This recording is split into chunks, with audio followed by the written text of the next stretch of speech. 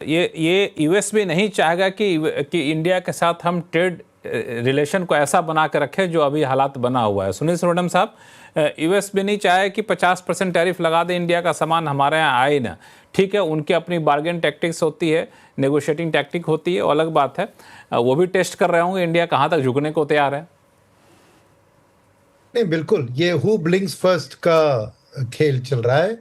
जैसे समझिए हाईजैकर के साथ प्लेन में हाईजैक करते हैं तो नेगोशिएटर जाते हैं ना, वो यील्ड नहीं करते, वो कौन पहला ब्रेक करता है ना। वैसे मैं कहूंगा कि ट्रम्प ने हमें हाईजैक किया है, क्योंकि बिना कोई सोच समझ के हमारी और रशिया यूक्रेन की वॉर में हमारा कुछ नहीं है। रशिया के ऊपर दबाव डालने के लिए हमारे ऊपर 25% लगाना। सेकंड चीज सोचिए ना, उनका $3 ट्रिलियन के इंपोर्ट में हमसे वो 50 बिलियन से कम इंपोर्ट करते हैं, तो 3% ही है हमारी एक्सपोर्ट्स टू देम, यानी अमेरिका से इंपोर्ट्स। तो ये रेवेन्यू का उनका कोई मामला नहीं है, ये एक पनिश करने की सोच है, और पनिश करके रशिया को लाइन पे लाने की।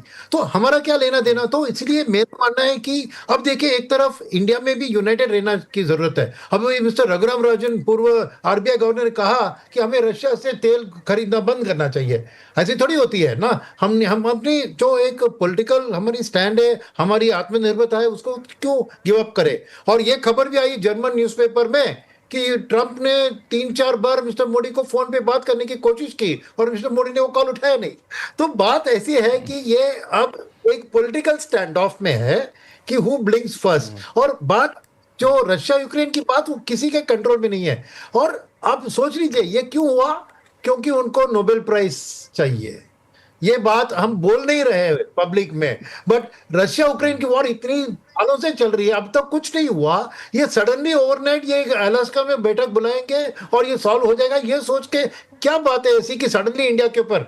और ये भी याद रखिए, हालांकि सुनील जी, लाइटर मोड में कहा जाए तो रशिया यूक्रेन वॉर रुके ना रुके, ट्रंप साहब को नोबेल पुरस्कार दे ही दिए ताकि सारा मामला वैसे से लटके रह जाए यहाँ पे। खैर, साकेत मिश्रा साहब, चूंकि मैं सोच रहा हूँ कि लाइटर वेन में मैं सोच रहा हूँ कि मेरी बीवी से झगड़ा कर लूं और मिस्टर ट्रंप को फोन लगाऊं, इसको सॉल्व कीजिए, तो मैं नोबेल प्राइज पे रिकमेंड करता हूं। लक्ष्मण, उसमें कोई बुरी बात भी नहीं होगी। प्रेसिडेंट ट्रंप को नोबेल पीस प्राइज मिले, हमें कोई आपत्ति नहीं है। उन्होंने कई सारे वॉर रुकवाए हैं, और वो मागा का जो एजेंडा है कि उनको जो अननेसेसरी वॉर्स और अनएंडिंग वॉर्स है वो खत्म करवाने, मुझे नहीं लगता है कि उसमें कोई परेशानी होनी चाहिए।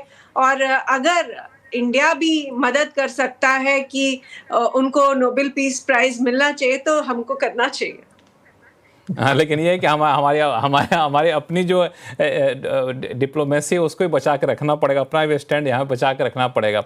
साकेत मिश्रा साहब, हम थोड़ा सा स्पेसिफिक पे जाएं, लेकिन एक जेनरिक सवाल आपसे पूछूं कि दोनों चैनल खुला रखना होता है। एक नेगोशिएशन भी हम कर रहे होंगे और दूसरा डोमेस्टिक लेवल पे हम स्टेप उठा रहे होंगे ताकि असर को कम करें।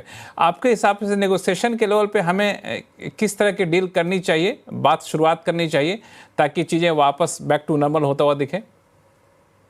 लक्ष्मण जी, 90 से 95% तो डील ऑलरेडी फाइनलाइज हो चुकी है।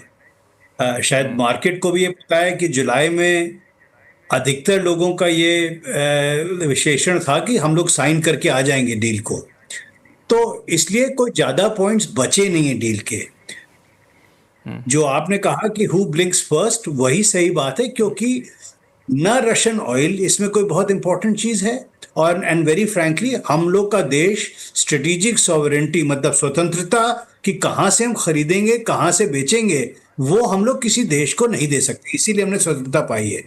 हमको ये जरूर देखना है कि क्यों ट्रंप ने हमारे ऊपर 50% लगाया और चाइना के विरुद्ध नहीं लगाया, क्योंकि चाइना के पास रेयर अर्थ मेटल था। रशिया के साथ तो ट्रेड है नहीं। उन्होंने अन्य देशों को कम किया क्योंकि अन्य देशों के पास कुछ कुछ अलग अलग चीजें थी।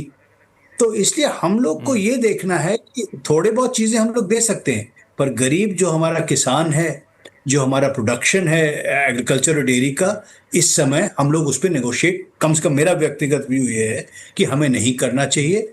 मेरा फर्म कन्विक्शन और विश्वास है कि ये पॉलिटिकल मेजर है, क्योंकि शायद जो कहा जाता है हम लोग को ट्रंप सोच रहे थे कि डरा धमका करके वो डोमेस्टिक पॉलिटिक्स में अपना नंबर हाई कर सकते हैं। शायद वो उनका अनुमान था जो कि नहीं मिल रहा है, और जब नहीं मिलता है तो थोड़ा गुस्सा बढ़ता है।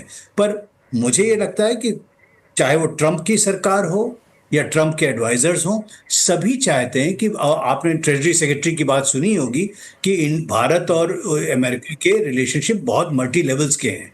तो इसलिए हम लोग को रिश्ता टूटेगा नहीं, फिर से थोड़ा जोड़ना पड़ेगा, ट्रेड को जोड़ना पड़ेगा। पर सबसे जरूरी है कि हमें अपने देश को ऐसा बनाना है कि कोई हमें विश्व में हल्का ना ले सके। 3% या हल्का जो ना भी ले है हम लोग वर्ल्ड जीडीपी का, उससे हमको 7-8% पे पहुंचना है, जिससे कि कोई ये ना सोचे कि सबसे कमजोर कड़ी कौन है।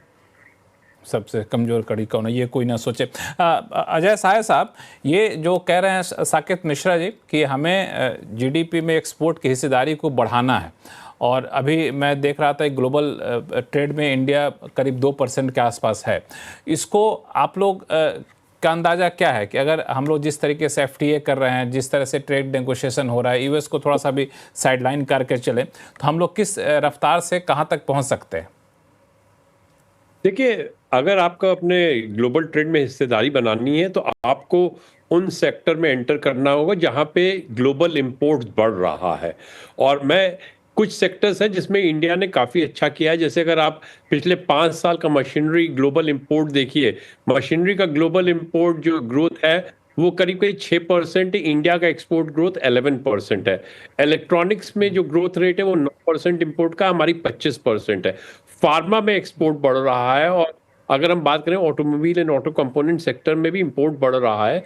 तो इंडिया ये नए सेक्टर्स में आ रहा है, और शायद जो पीएलआई स्कीम है वो इंडिया को बहुत ज़्यादा हेल्प करेगी, ना खाली एक एक्सपोर्ट बढ़ाने के लिए, बिकॉज उसमें जो सेक्टर्स हैं वो सेक्टर्स हमें मैन्युफैक्चरिंग में स्ट्रॉन्ग करके हमें एक ग्लोबल मार्केट में एंटर करने के लिए बहुत हेल्पफुल करेंगे।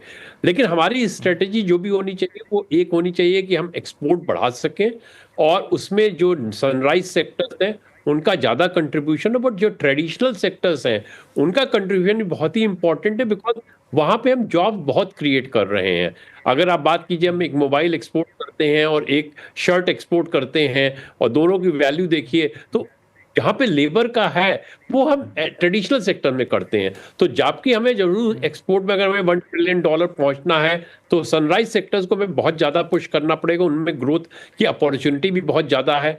जो ट्रेडिशनल सेक्टर्स है उनका मार्केट उस तरह से नहीं बढ़ रहा है, लेकिन हमें उनको भी पुश करना पड़ेगा, क्योंकि हम वहाँ पे जॉब्स ज़्यादा क्रिएट करेंगे।